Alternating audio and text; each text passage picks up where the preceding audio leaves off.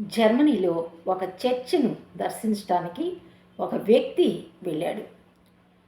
ఆ వ్యక్తి ఆ చర్చి గోపురాన్ని చూసినప్పుడు, ఆ చర్చి గోపురం పైన ఒక గొర్రెపిల్ల స్టాట్యూ నిర్మించబడి ఉంది. గైడ్‌ని అడిగాడు ఇతను. "ఏంటి చర్చి గోపురం పైన గొర్రెపిల్ల స్టాట్యూ ఎందుకుంది?" అని అడిగినప్పుడు గైడు ఆ వ్యక్తితో ఇలా అన్నాడు. "ఈ చర్చ్ కట్టేటప్పుడు కొంతమంది పనివారు కట్టుచున్నప్పుడు వారిలో ఒక పనివాడు పైనుంచి క్రింద పడిపోయాడు. అతడు మరణించాడని చెప్పేసి తలంచి సాటి పనివాళ్ళందరూ కూడా గబగబా క్రిందికి దిగి వెళ్ళినప్పుడు అతడు కొద్ది గాయములతో బ్రతికాడు. అయితే ఎలా బ్రతికాడు అని విచారించినప్పుడు ఎలా బ్రతికాడు అంటే ఆ సమయంలో గొర్రెల మంద అటుగా వెళ్తున్నప్పుడు ఒక గొర్రెపిల్ల మీద పడి ఇతను బ్రతకగలిగాడు. గొర్రెపిల్ల చనిపోయింది. చూసారా? ఎంత గొర్రెపిల్ల ఇతని ప్రాణానికి ఎంత అడ్డుపడిందో.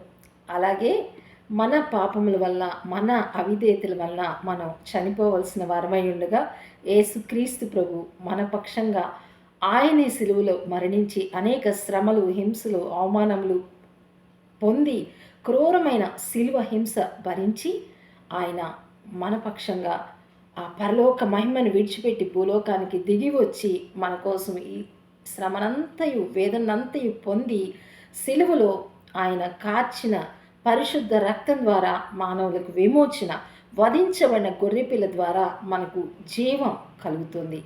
కాబట్టి సమస్త భూజనులారా ఆయన యొక్క త్యాగాన్ని, ఆయన యొక్క ప్రేమను, ఆయన యొక్క సత్యాన్ని గుర్తెరిగి ఆయన వైపు మళ్ళుకున్న ఎడల సర్వ పాప ప్రజలకు పాప విమోచన, శాప విమోచన, చీకట్లో నుండి వెలుగులోనికి, మరణములో నుంచి జీవములోనికి ఆ గొర్రెపిల్ల ద్వారా మనం దాటగలుగుతాం. కాబట్టి ఎవరైతే ఇంకనూ సత్యమును గుర్తెరగలేదో వారందరూ కూడా దేవుని వైపు తిరిగి ఆయన సత్యాన్ని గ్రహించి వధించబడిన గొర్రెపిల్లను జాగ్రత్తగా పరిశీలించి తెలుసుకున్నట్లయితే ఆయన ద్వారా సమస్త మానవాళికి రక్షణ. నేడే నీ పాపములు ఒప్పుకో, ఆయనే సత్యజీవ మార్గమని గ్రహించు, సత్యాన్ని గుర్తెరుగు, నరకం నుంచి, నరకాగ్ని నుంచి తప్పించబడి నిత్య జీవాన్ని స్వతంత్రించుకో. God bless you.